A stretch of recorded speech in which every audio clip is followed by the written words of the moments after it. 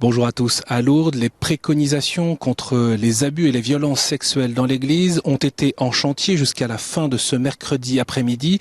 Des préconisations qui ont pour but de corriger dans l'Église ce qui a permis les abus massifs dans l'Église, comme l'a mis en évidence en octobre 2021 le rapport de la SIAZ. Il ne s'agit pas d'abord de changements doctrinaux ni de nouvelles postures vis-à-vis de la culture postmoderne. Et à bien des égards, en ce sens, le chemin français de lutte contre les abus diffère du chemin synodal allemand. On a expérimenté la synodalité au sens du travail du peuple de Dieu ensemble. C'est finalement tous les ministères sont représentés, tous les états de vie, hommes et femmes. Enfin, voilà, ça c'est le point de comparaison avec le synode allemand. Après, je pense que la nature des questions qui nous étaient posées était un peu différente. On avait vraiment des sujets qui étaient avec une feuille de route, avec des sujets à creuser.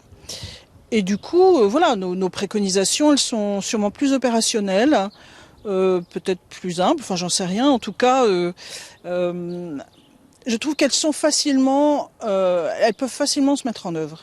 Sans rien omettre des enjeux pour l'Église et la société, ni oublier la souffrance des personnes victimes, cette nouvelle étape contre les abus qui joue ici à Lourdes a reposé sur une collaboration fructueuse entre les membres des 9 groupes de travail. C'est une expérience qui les a marqués profondément. On était 16 d'expériences très différentes, avec des compétences très différentes, des états de vie différents, des âges différents, des itinéraires différents.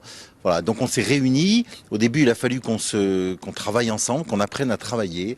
Et je pense que c'est une belle expérience de collaboration, chacun apportant ce qu'il était, avec son histoire, avec ses compétences. Sans oublier de demander au Seigneur de nous éclairer.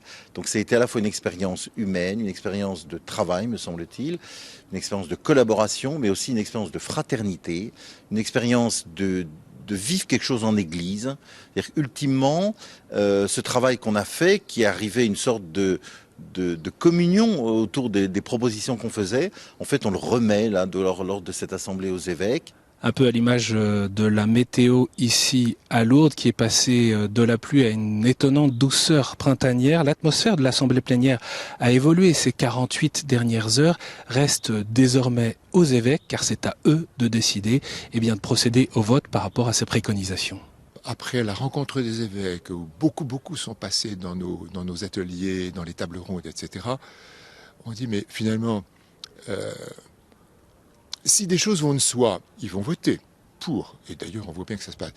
Mais on se dit même, je vois dans telle ou telle préconisation que nous faisons, j'en pense au groupe où j'étais, où ça ne va pas forcément de soi, mais nous, on le maintient.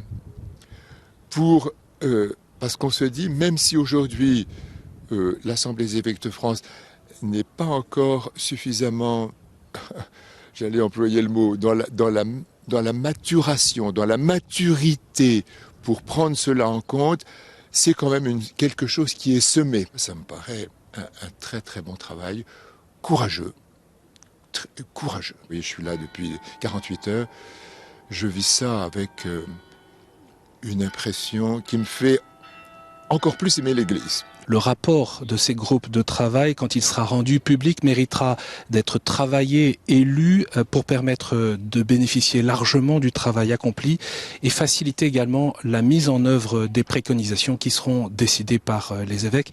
Bien sûr, vous pouvez suivre cette assemblée plénière sur KTO et sur ktotv.com.